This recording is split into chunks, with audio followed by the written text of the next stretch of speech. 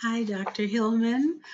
Bethany Noland here, and I just wanted to thank you so much for allowing me to do the capstone. Even though it wasn't a requirement for me, I'm really grateful.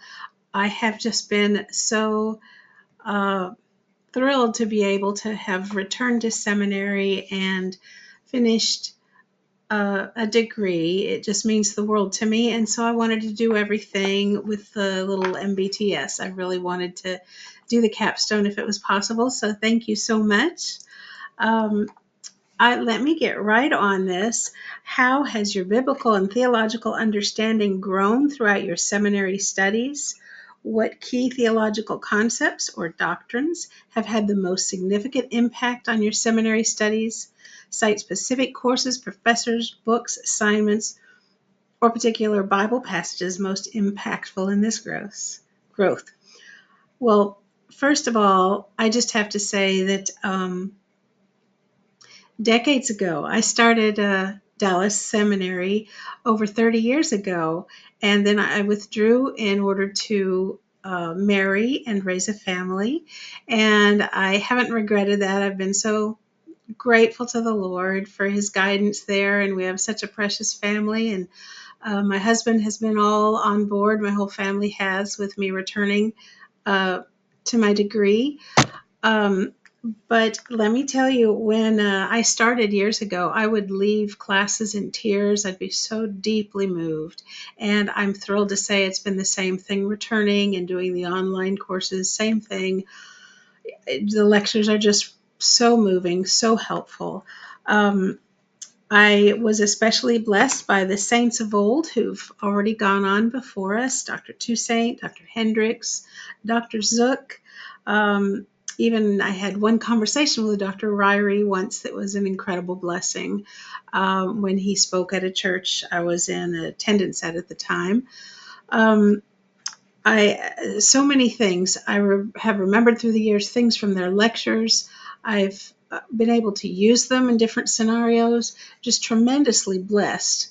Um, I am so grateful that my degree includes those remarkable professors of old. That is a treasure to me.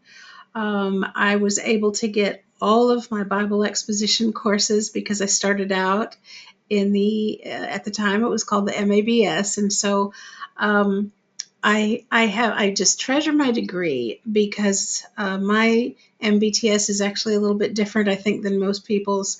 I love that I have all the Bible exposition courses that are offered. Uh, they have they were life-changing to me and influenced the last 30 years more than I can ever say. Dr. Bailey, Elliot Johnson, they're still with us. Just was so blessed by them. And my whole family ended up attending Dr. Toussaint's Sunday school class that he used to always talk about in class. So that was really neat. We've been there forever.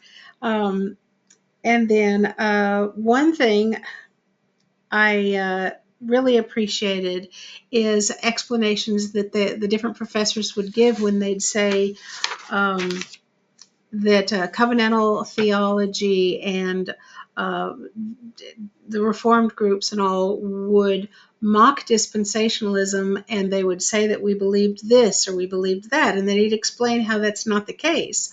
Or if it was the case that perhaps Darby or someone taught a certain thing that is now considered uh, just not correct. The professors would say that's ludicrous. We know that that's not accurate, but they think that we still hold to these teachings. So that's been really good to hear because through the years I've found myself in Reformed circles as well as Chuck Swindoll's church.